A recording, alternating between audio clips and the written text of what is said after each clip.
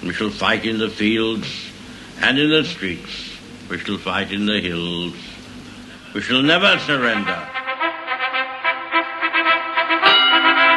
You gotta fight! All real Americans love the sting of battle. You gotta fight! Because you had the talent to become a good fighter, you're going to become a very dangerous fighter. You gotta fight! I would be proud to lead you wonderful guys into battle anytime, anywhere.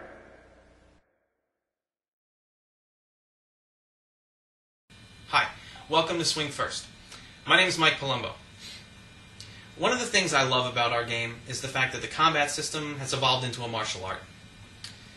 Having a lightest touch combat system that includes the head as a legal target means there's absolutely no room for error. You can't soak up shots with hit points. You can't use your head as a shield. You can't call light. Even the day one newbie has a shot at beating the 10-year veteran on the field. Fighting is taught at practices all over, but rarely does anyone go so far as to teach melee tactics. Most people's formal training ends with one-on-one combat. Yeah, line battles are taught and practiced, but rarely is anyone there telling each individual where they need to be, where they need to go to become a successful team.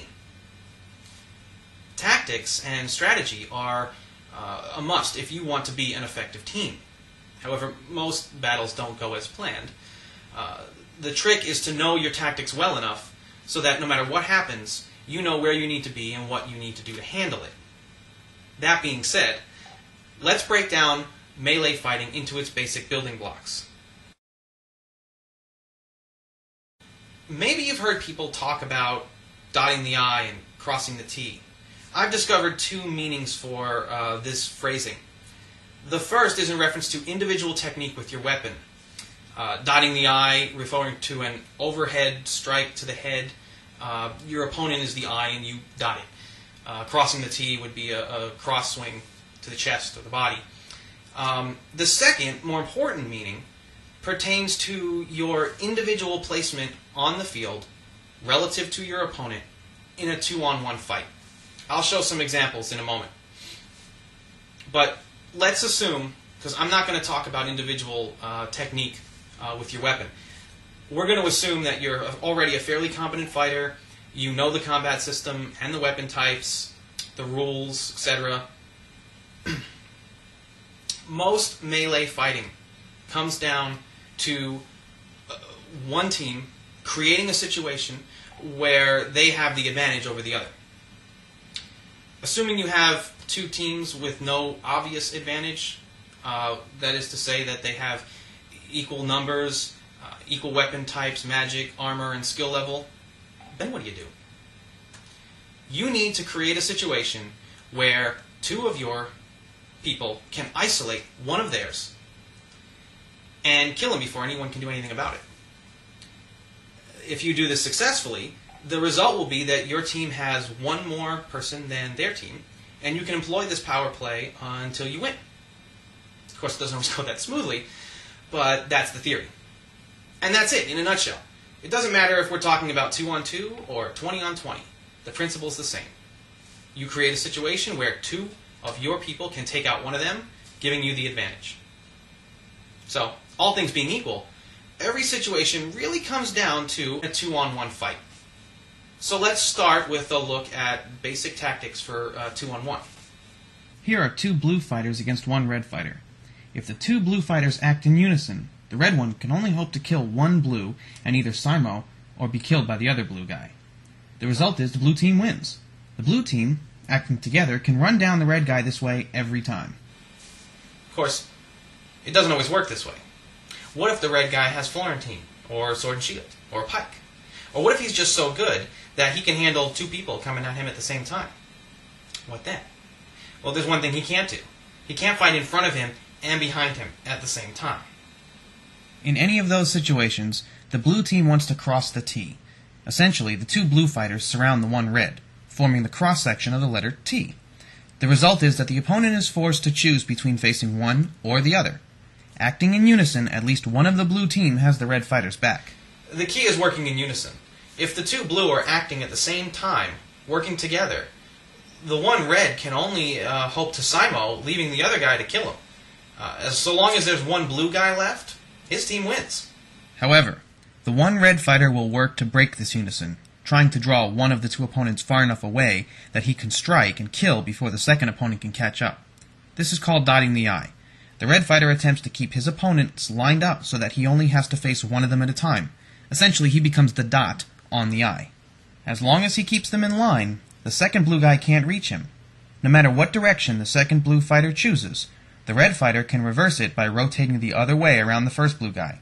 If done properly, the odds get better for the red guy. In the straight 2-on-1 fight, he really has no chance. But using this technique, the odds of him winning get better because now he only has to win 2 1-on-1 fights, which is much more doable. Using this very simple technique, I've seen lone fighters take out as much as 5 people who basically didn't realize what was being done to them. Running around, spreading them out, slowing them down by taking a leg, all things done to create time to fight one opponent at a time. Of course, when you get opponents that know these techniques, it isn't always that simple. When the two techniques are combined, the blue team attempts to cross the T while the red team attempts to dot the I, the result is a situation like this, where the red team is trying to get just enough distance between him and the second blue guy to give him enough time to kill blue number 1. And blue number 1 is trying to hold off the red guy long enough for blue number 2 to catch up so they can attack in unison. But that's it. That's the basic technique. It doesn't matter if you're doing 2-on-2 or 20-on-20. The technique is the same. Watch. If you're doing 2-on-2, then your team of 2 attempts to dot the I, so they only have to face one at a time, work in unison to kill him, and then do the same to the remaining person. If you're caught in a large line battle and you're not on the flank, then you can't dot the I. But you still want to create a 2-on-1 situation. So, you do something like this, where the blue team pushes a red guy back, allowing them to get 2 on the other red guy. No matter what, it still comes down to creating a situation where 2 of you can get one of them. Now let's look at some real-life examples of these techniques in action. The clips that you're about to see come from the 5-man team battles at a couple of Queen of Hearts. While you're watching, pay attention to the use of the techniques we discussed, as well as the tendency for the battle to degrade into a series of 2-on-1 fights. After Barrett flanks around, Rob notices the brown-leathered man with the 6'6" advance on Owen. Rob circles around to create a 2-on-1 fight. He hits him in the back once, twice, 3 times. He should be dead, but this guy only takes what he sees, not what he feels. Owen thinks he's dead, because he runs off to go have a 2-on-1 fight with Al-Anon.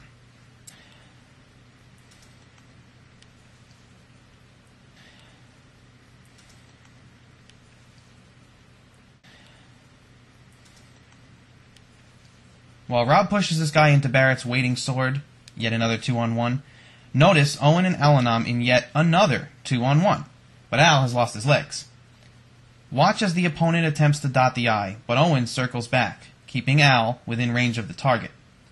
Ultimately, this guy gets away and takes on Rob.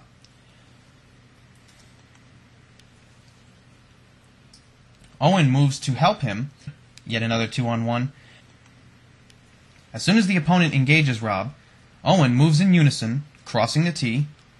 When the opponent turns to face Owen, Rob, acting in unison, goes for the kill. He can't face both directions at the same time. The fight ends with them in the perfect cross the T formation. Here, McCry has lost his legs. Owen has lost an arm and he cannot be offensive. Barrett is on the flank. Notice McCry actually advances on 3 people, because without legs, he can't dot the I, and he notices that they're not attempting to cross the T. He knows that every second he waits gives them time to figure out a plan, so he advances to try and even the odds quickly. The green guy is rendered useless by the presence of Barrett. He keeps an eye on Barrett, but at the expense of not helping the other 2. So it's yet again a 2-on-1 fight. The green guy's not wrong. Barrett is dangerous and should be watched, and Twin and Rebel should be able to take out McCry if they work together. However, not only do they not cross the T, but they don't act in unison at all. When they attack separately, giving McCry time to block.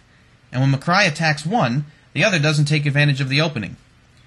Ultimately, McCry has kept them from thinking long enough for Al-Anon to return, who coincidentally dots the I so that he only has to fight Twin first, then Rebel. Moving out of McCry's range, it becomes yet again a 2-on-1 fight. Now, a lot of you might be thinking McCry is some kind of god, keeping two decent fighters at bay all that time with no legs. Well, he's not. Here's how you handle McCry with no legs. Dougal and the other pikemen act in complete unison. Complete. Having pikes means they don't have to cross the T, because they have the range, but they still do a great job with the straight 2-on-1. Twin and Rebel both had hand-and-a-halves, and both of them are decent fighters. However, they failed to act in unison. Dougal and the man in blue don't make that mistake. Here's another example. Barrett and Will Craven advance on this fighter in complete unison, getting him in a 2-on-1. Behind them, the Sea Elf and partner crosses the T around Black and get him in a 2-on-1. After winning that fight, the Sea Elf and partner attempt to get Veros in a 2-on-1, but the reinforcements arrive. It's now 4-on-2, which breaks down to two separate 2-on-1 fights. The Sea Elf does a good job dotting the I, but he isn't able to make anything happen with the time he creates. Veros and partner return from their 2-on-1 victorious. Remember how McCry's aggressiveness kept Twin and Rebel from getting organized? Watch what happens when you don't do that. Here, Barrett dispatches Q and turns to face Colin. Colin knows the odds of this 1-on-1 are about 50-50. He actually retreats, hoping to give the team time to come help. Barrett should have pressed Colin to try and remove him while he had 1-on-1 odds. Then he would have only had Jared and Blade to deal with, and could have used the dot the I technique to better his odds. As it is, Jared doesn't even attack, and Barrett loses the 2-on-1 because Blade and Colin act in complete unison and cut off Barrett's attempt to dot the I. What you've seen here today are the basic fundamentals of melee fighting. Try them out at your next practice. You can practice the techniques shown here, or try to invent your own techniques for creating a 2-on-1 situation. You can do 2-on-1 drills, or just get together with a partner and form a team of two and try to use these techniques in the regular line battles. Don't worry if you don't know all of the people on your team. Just work with your partner, and remember, if you're alive at the end of the battle, then your team wins. So swing first. Swing first and swing fast. We shall fight on the seas and oceans. We shall fight with growing confidence and growing strength in the air. We shall defend our island, whatever the cost may be. We shall fight on the beaches. We shall fight on the landing grounds. We shall fight in the fields and in the streets. We shall fight in the hills. We shall never surrender.